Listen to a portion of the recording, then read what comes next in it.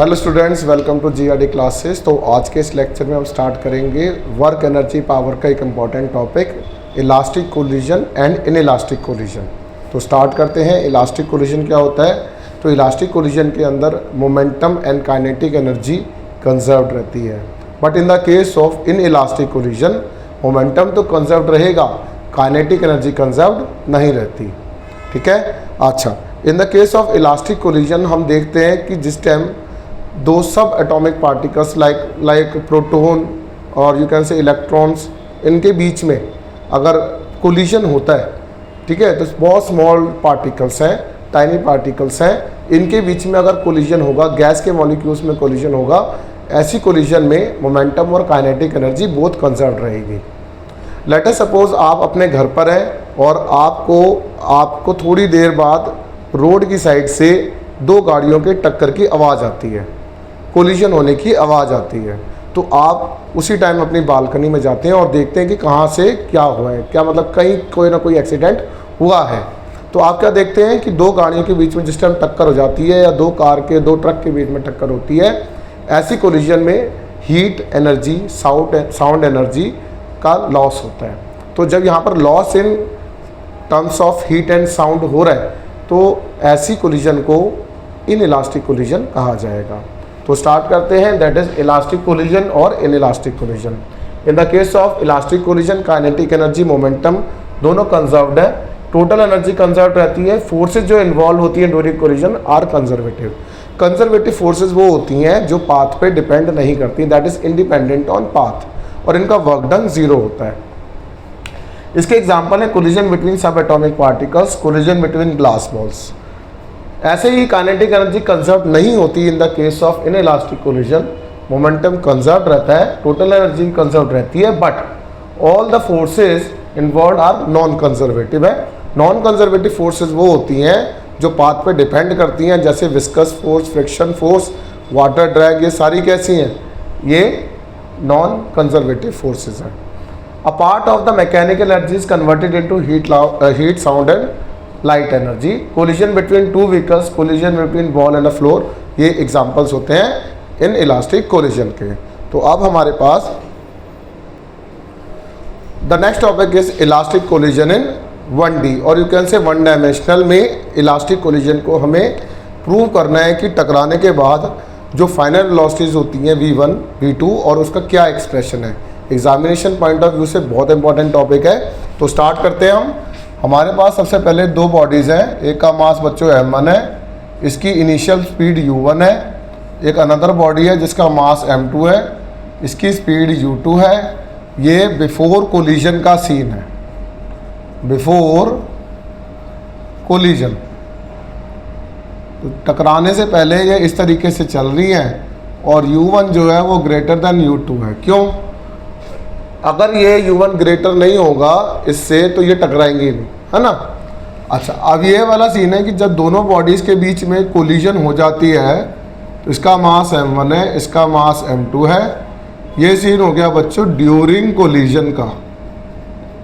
Collision के समय ये इस तरीके से टकराई होंगी और टकराने के बाद इनको एक वेलोसिटी मिली होगी, और वो जो वेलोसिटी है दैट इज़ m1 को जो मिली है बच्चों वो v1 है और m2 को जो मिली है वो v2 है। तो ये है आफ्टर कोलिजन। तो कोलिजन के बाद जो हमें वेलोसिटीज मिली हैं वो v1 और v2 है। तो स्टार्ट करते हैं। कहता है कि इलास्टिक कोलिजन है, मोमेंटम भी कंजर्व्ड है और काइनेटिक एनर्जी भी कंजर्व्ड है। तो फर्स्ट पॉइंट है, एज मोमेंटम इज कंजर्व्ड। तो मोमेंटम अगर कंजर्व्ड है इलास्टिक कोलिजन में तो टकराने से पहले m1 u1, m2 u2 और कोलिजन के बाद m1 v1, m2 v2। This is my equation number 1। अब 1 वालों को एक साइड कर देंगे, तो m1 u1 minus of m1 v1 m2 v2 minus of m2 u2। अब यहाँ से m1 कॉमन निकाल लीजिए तो u1 minus of v1 m2 v2 minus of U2। ये हो गई क्वेश्चन नंबर 2। क्लियर होता है यहाँ तक।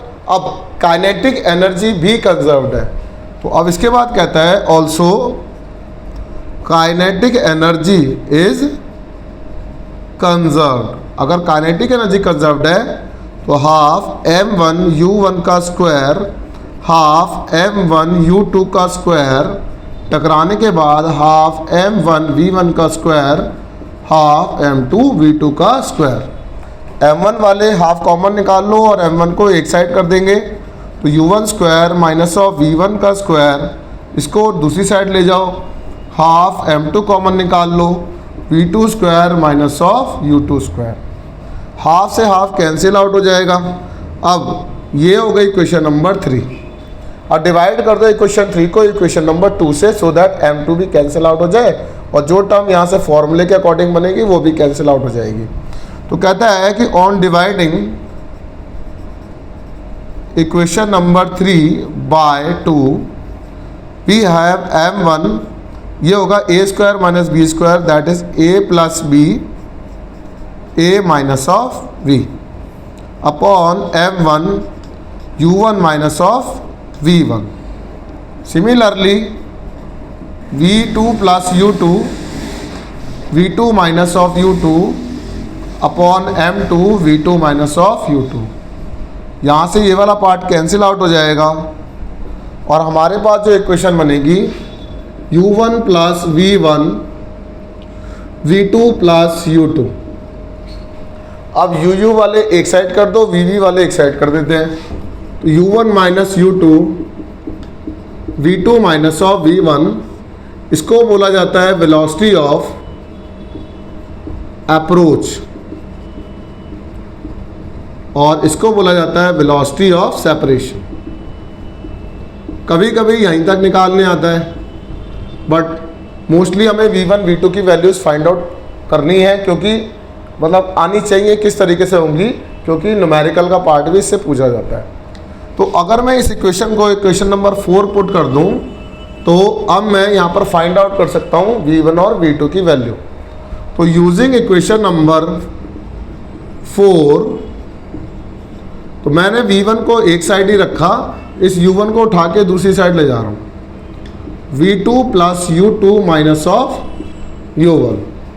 अब इस इक्वेशन को मैं इक्वेशन नंबर 1 में पुट कर दूंगा, तो मेरे पास v1 या v2 की वैल्यू, जो v2 की वैल्यू आ जाएगी। ये इक्वेशन नंबर 5 है। Put equation number 5 in equation number 1, we have m1 u1 plus m2 u2 टकराने के बाद m1, अब v1 की जगह ये मैं इतनी सारी वैल्यू पुट कर दूंगा, v2 plus u2 minus of u1 plus में m2 v2 m2 v2। तो इस तरीके से हमने यहाँ पर पुट किया है। अब इसको ओपन करते हैं, m1 u1 m2 u2 m1 v2 m1 u2 m1 u1 m2 v2। ठीक है। अब ध्यान से देखो, यहाँ पर माइनस ऑफ m1 u1 है, यहाँ पे प्लस में है, तो इसको उठा के तो यहाँ ले आओ। तो मैंने इसके नीचे अंडरलाइन कर देता हूँ कि इसको पार्ट को यहाँ ला रहा हूँ, तो ये हो जाएगा 2 टाइम्स m1 u1। ठीक है। अच्छा, अब यहाँ पे m2 u2 है, यहाँ पे m1 u2 है, तो इसको उठा के यहाँ ले आओ, तो u2 कॉमन निकाल लो, m2 माइनस ऑफ m1। ठीक है। तो ये भी हो गए। अब v2 वाला पार्ट इधर ही रहने दो, क्योंकि v2 चाहिए, तो v2 कॉमन निकाल के हमारे पास बचा m1 प्लस m2। तो यहाँ से v2 की जो वैल्यू आ गई 2 times m1 u1 plus u2 m2 minus of m1 upon m1 plus of m2 which is our required relation of v2। अगर मुझे v1 फाइंड आउट करना है, तो मैं इसी में एक शॉर्ट ट्रिक समझाता हूँ कि आप यहाँ से डायरेक्ट सिमिलरली करके जहाँ पर 2 2 है वहाँ पर 1 1 कर दो, और जहाँ 1 है वहाँ 2 कर दो, तो नीचे वाला पार्ट तो m1 प्लस m2 ही रहेगा। तो वी कैन राइट v1, तो यहाँ पर जो हो जाएगा that is v1 2 times of m2 u2, देखो m1 u1 था, m2 u2 कर दिया, प्लस u2 की जगह यहाँ पर हो जाएगा U1 M1 minus M2 upon M1 plus of M2। ठीक है, एक स्पेशल केस बता रहा हूं मैं इसका इक्वेशन 6 और 7 से कि अगर M1 M2 की मास बराबर हो जाए M के बराबर तो V1 और V2 कितने होंगे। तो अगर M1 M2 की बराबर हो जाए तो बच्चों ये वाला पार्ट तो कैंसिल आउट हो जाएगा, जीरो हो जाएगा। नीचे 2 टाइम्स M1 लिख देते हैं या M लिख देते हैं क्योंकि M लेके चल रहे हैं। तो ये हो जाएगा V2 2M U1 divided by 2M plus of 0। M से M कैंसिल, 2 से 2 कैंसिल, तो V2 जो है वो U1 के बराबर हो जाएगी और यहाँ से V1 जो है 2 टाइम्स M U2 अपॉन में 2M, ये 0 हो जाएगा क्योंकि M माइनस M 0 हो जाएगा, तो यू विल गेट ये U2 के बराबर हो जाएगी। तो इस तरीके से हमारे पास इलास्टिक कोलिजन 1D की डेरिवेशन है। ये आपको एग्जाम्स में हर साल पूछी जाती है क्लास 11th में। तो रिक्वेस्ट है प्लीज़ इसको 3 मार्क्स के लिए ज़्यादा से ज़्यादा लिख लिख के प्रैक्टिस करें। Thank you very much.